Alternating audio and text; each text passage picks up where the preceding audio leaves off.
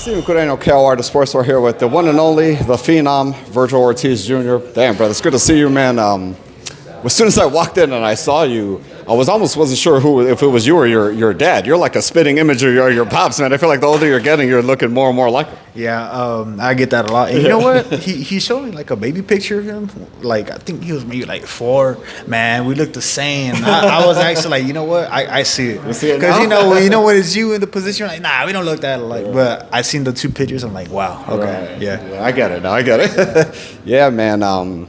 Man, you're looking big, brother. You're looking, I feel like, obviously, about 4 fights in at 54 now, but like you're filling in. Like it's almost to the point where I'm like, I don't think you're necessarily a middleweight just yet, but I feel like your body's still growing. You're feeling, how are you basically very settled into 54? You feel like this is maybe, kind of stake your claim here for a while now? Yeah, for sure. I'll stay here for a while. I feel like this is my division that I'm supposed to be at. I feel great. I feel strong, man. And still fast. People gain weight and they'll lose the speed. Well, I feel just as fast, and I'm in a good place right now. Yeah.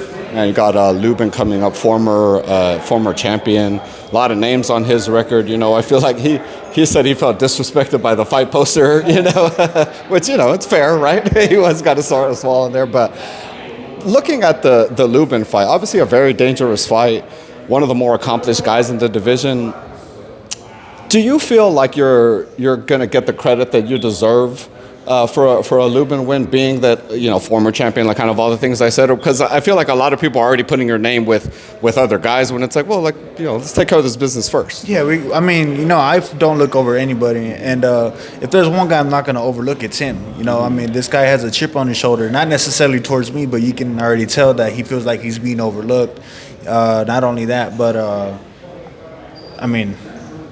feel like this is like his do or die fight, if I'm being honest. I know he's training really hard and he wants to win, he wants to beat me, and I want to do the same. So that being said, it just makes me that much more excited to be in the ring. I'm excited to be a part of a big fight like this. I say that for a lot of fights, but this time I mean it. This is a good fight, and nothing but respect to him, man. He's a true fighter. In my opinion, he fights the best fighters. No excuses, no nothing. He's the one that called me out, and I'm like, fuck it, let's do it. Why not? And November 8th is only like 3 weeks away, so we're about to get down to business. Yeah. You mentioned, like he's the one guy that called you out. You said yes. I feel like you're a guy that says yes to everybody. Does it frustrate you when you hear, kind of like rumors about you or whatever, or maybe people saying, I talked to your dad earlier and he was calling, what do you call it? He called Eddie Hearn something like Eddie like Lion Eddie or something. He said something like that.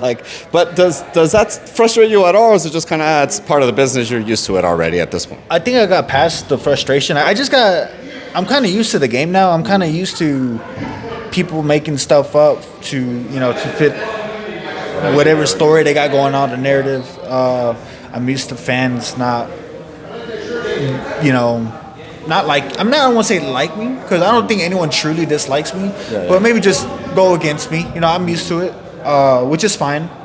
It just adds more fuel to the fire. I'm used to not getting the credit in the amateurs. I would these other people would get their he won a state championship, or this guy won districts, which is, district is literally like the 5 high school region. Right. And I'm over here winning national titles, and but a little beyond it. And at first it bothered me, but now I'm just like, you know what, man?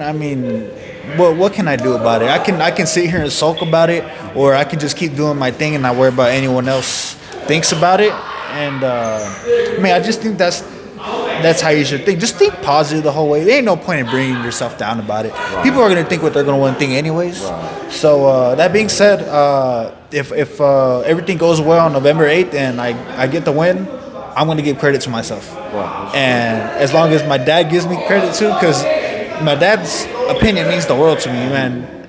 Then that's it. I'm happy.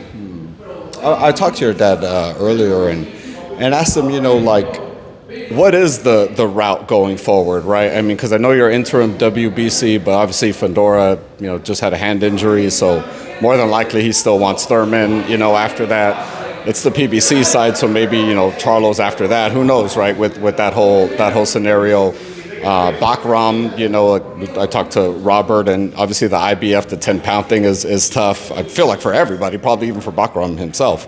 But is there a clear path forward? Is there Xander? Obviously, you've had your back and forth with Xander and all that. Is there, or is it just obviously take care of Lubin? Obviously, first things first, right? But with a victory, is there kind of a clear path forward for you? Any you know what I mean? That you're like, all right, this is the goal. I mean,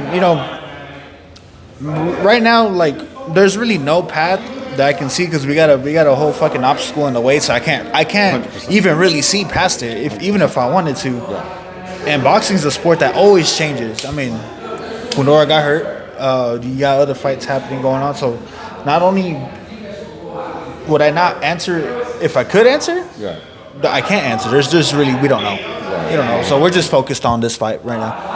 It's cool to see you and Bam here. I saw the picture of you or his Instagram, maybe yours, where both you guys are kind of younger and doing that. Just what are some of your early memories of Bam, especially maybe when you kind of first thought all right, we're going to end up at the top together. Yeah, we always saw each other in the Texas State Silver Gloves in McKinney, Texas. All the best. I don't even say all the best. All the fighters went to the tournament, but all the best fighters every year would win that tournament and go to nationals, regionals, and then nationals. So we would always see Bam, and we would, as a Texas team, we would always go to Hooters right after the fight. Right. We would always go, and I went for the food. Right? I'm gonna be honest. We all go for the food and the wings. All of us. I swear to why would anyone else go? Why would you go for otherwise? Legitimately, bro, I actually really like the food. I haven't gone in a while, but man, I actually do like the food. Just saying that. But no, we would always hang out at Hooters or whatever after the fights or Waffle House. Whataburger? I know you're a big Whataburger guy. Yeah, but when we would go to these other tournaments, they weren't in Texas, and while there may have been Whataburger out there because we were in the South, we just felt like a restaurant. Let's go to this fast food joint real quick. We want to go to sit down and eat and stuff. But it was cool.